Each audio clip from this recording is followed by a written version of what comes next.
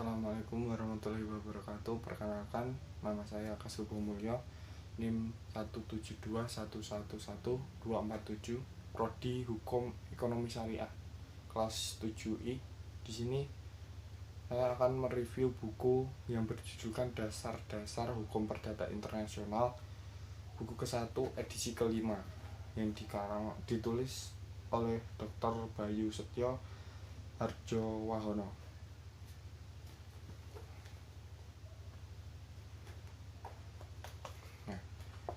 Di buku ini terdapat 11 bab. Di antaranya yaitu di bab pertama terdapat pengertian hukum perdata internasional, pola berpikir yuridik, dan masalah-masalah pokok hukum perdata internasional. Dimulai dari pengertian hukum perdata internasional.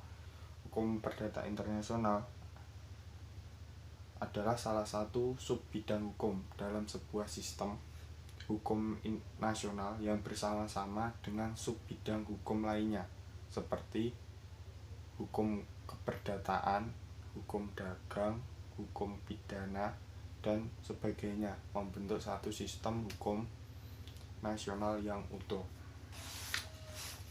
Di bab kedua terdapat sejarah umum perkembangan hukum perdata internasional tradisional. Di sini ada subbab terkait dengan model-model pendekatan dalam hukum perdata internasional. Pendekatan pertama itu berdasarkan tujuan, pendekatan kedua berdasarkan hasil yang dicapai, ketiga berdasarkan metodologi penetapan hukum. Di sejarah umum perkembangan hukum perdata internasional tradisional itu ada masa ke masa. Masa pertama yaitu Kekaisaran Romawi dari abad kedua sebelum Masehi sampai abad ke-6 Masehi. Di masa kedua yaitu masa pertumbuhan asas personal HPI, hukum perdata internasional dari abad ke-6 sampai ke abad 10. Masa ketiga yaitu pertumbuhan asas teritorial dari abad ke-11 sampai 12 di Italia. Masa keempat adalah perkembangan teori statuta.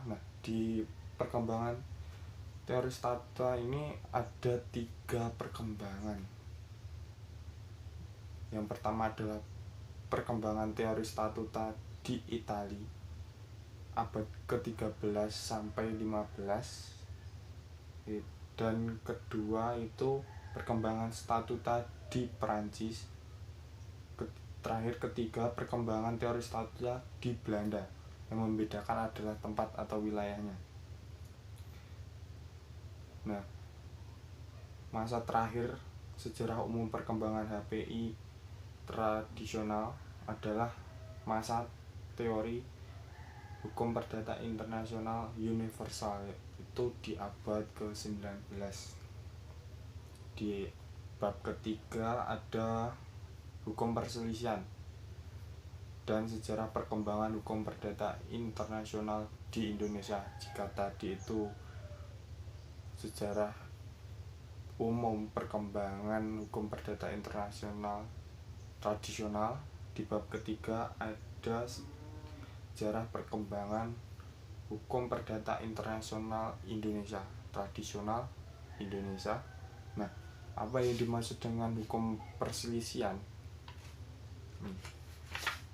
Istilah hukum perselisihan itu dalam Indonesia memiliki cakupan yang lebih luas daripada istilah conflict of law yang digunakan di dalam tradisi common law. Hukum perselisihan mencakup upaya hukum untuk menyelesaikan persoalan-persoalan hukum yang menyangkut adanya konflik atau collision atau pembenturan antara dua atau lebih kaidah-kaidah hukum dari dua atau lebih sistem hukum.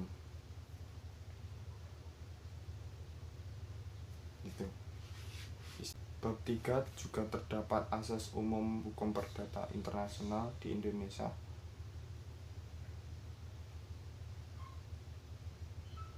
Juga ada faktor pendorong terbentuknya bidang-bidang hukum perselisihan. Nah, di sini terdapat banyak hukum. Yang pertama hukum antar adat, hukum antar golongan, hukum antar agama, hukum antar waktu, hukum antar daerah, dan hukum antar wewenang. Yang terakhir, hukum perdata internasional. Ada juga metode pendekatan hukum perselisihan. Dan di bab 3 itu terakhir ada asas-asas umum hukum perdata internasional di Indonesia. Lanjut di bab keempat ada peranan tradisional hukum perdata internasional. Di bab 4 ini terdapat bab titik tahu dalam hukum perdata internasional, klasifikasi masalah hukum, dan teori-teori klasifikasi hukum perdata internasional. Di sini ada beberapa teori. Teori pertama yaitu teori klasifikasi Lake-Forey.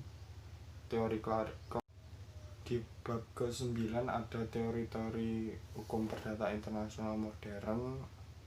Itu di dalamnya ada perkembangan teori modern, dari teori statuta modern, teori hukum perdata internasional, teori teritorial, teori hukum lokal atau the local law theory, teori analisis kepentingan negara,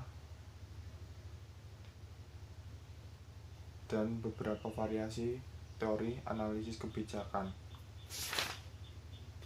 seperti teori Lake-Forey, komparatif impairment teori, fungsional analisis teori, fungsional analisis 2. Dan juga ada pendekatan the second retouchment on conflict of law dan teori keadilan. Di bab ke-10 ada asas-asas hukum perdata internasional dalam bidang hukum keperdataan. Nah, ada asas-asas tentang subjek hukum. Yang pertama adalah asas nasionalitas atau disebut juga kewarganegaraan, asas domisil tempat tinggal, asas untuk penentuan status badan hukum, terdapat asas kewarganegaraan, domisil pemegang saham, asas center of administration Bushi, ada asas place of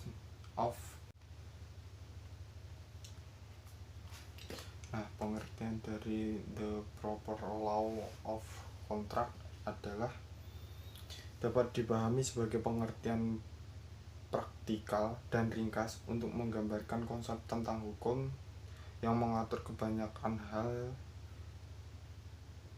yang memengaruhi suatu kontrak atau tentang hukum yang diberlakukan forum untuk menetapkan hak dan kewajiban yang timbul dari sebuah kontrak. Itu pengertian dari the proper law of contract.